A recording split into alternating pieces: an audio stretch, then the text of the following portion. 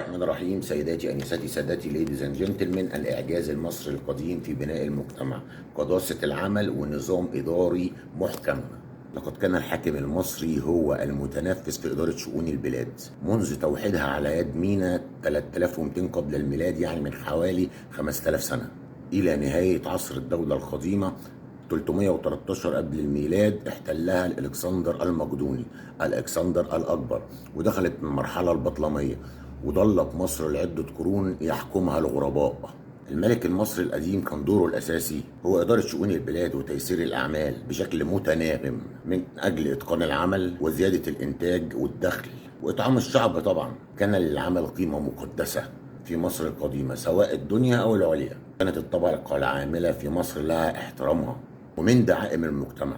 مدتنا المدن المصرية القديمة للعمال بعدد من المواقع الأثرية المهمة معلومات كتيرة، مثال مدينة العمال، بناة الأهرام بهضبة الجيزة، واللاهون في الدولة الوسطى، والعمارنة في الدولة الوسطى، والدير المدينة في الدولة الحديثة. ادتنا معلومات عن طرق العمل وتنظيمه. لقد كان تقسيم وإدارة مشروع عملاق كبناء الهرم الأكبر عمل به عدد كبير من العمال على مدار زمني طويل هو المعجزة الكبرى والأهم، بغض النظر عن الإعجاز الفلكي والهندسي. الإعجاز المصري القديم في بناء المجتمع. دمتم في أمان الله، والسلام عليكم ورحمة الله وبركاته.